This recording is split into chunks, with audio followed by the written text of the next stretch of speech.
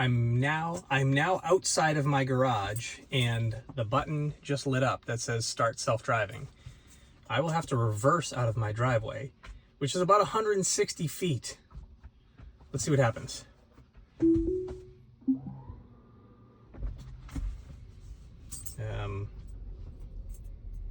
Okay, my car is reversing onto the grass. Oh God. What a start. Well, I just took it over because it literally was just ruining my grass. I was about 10 feet into the grass. That was really funny. I'll put it in park and try again. Oh, I just pressed a button and it just started. I didn't have to put it in park. All right, first time ever it's backing on my driveway, but what a start. The wet grass in my yard. Okay, first off, it is definitely taking me down the wrong road. So I have now taken control twice in a matter of 10 seconds. All right, there are people walking on my street, freshly paved street. Within the last 3 days, my street was paved. Oh, some neighbors walking. Give them a nice wave. Hey guys. And so this self-driving I've done this before. Oh, little vehicle, turf included, in 500 or feet, turf unlimited. Turn left onto Hartwell Avenue.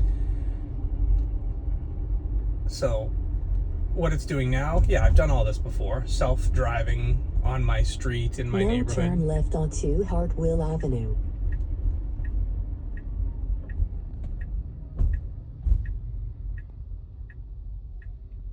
Cars. Not a full and complete stop. Very close. I would argue if I got pulled over by police that I might get a ticket. Now turn right onto Lawrence Street. Now we are moving on to, so I'm in a sleepy neighborhood here, pretty quiet area. Most of the roads don't have lines painted. This one has a smidge of line painted, but not much.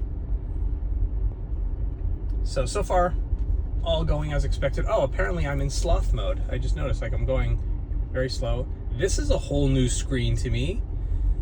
Okay, cool. Let me go from sloth to chill. Neat. I did not have sloth as an option prior to this morning.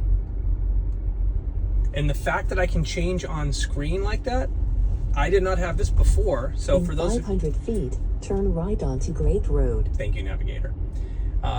For those of you who did not know this, the only way I could change these modes was either bringing up the full menu before, now turn somewhere, right onto Great Road. Somewhere over here, like I would always forget, and I'd have to disable and then turn it on here or something like that. Or use this button and toggle it. But this button only would allow me to toggle on the highway. It would not allow me to toggle on back roads and city streets, because those different settings didn't apparently apply to FSD prior to this morning. It's just, again, something to note. If you don't have an older Tesla, you aren't experiencing this. So I have a pretty short drive right now. That was all pretty normal. So what's new? It backed out of my driveway. Granted, it backed over my entire lawn, and I had to disengage because of that. As soon as it pulled out of my driveway, instead of going straight down the road that I needed it to go, it decided to take a right. Feet, turn left. It decided to take a right down a different street, so I had to disengage there. So that was twice in my first 30 seconds of using the updated FSD. We'll talk about those things later. Other than that, the selection box that's on screen that you can change during the drive on screen, even on city streets and back roads. Oh, I just drove through a pothole. If I wasn't on FSD, I would not have driven through that pothole. I would have steered around it like a human does. All right, so it is not taking me into where I need to go, which is a dog daycare. I'm sorry, It's not taking me where I need to go, which is a dog's veterinarian. It is taking me into a parking lot of a marijuana store. So I am going to have to turn around because it is definitely taking me to the wrong destination.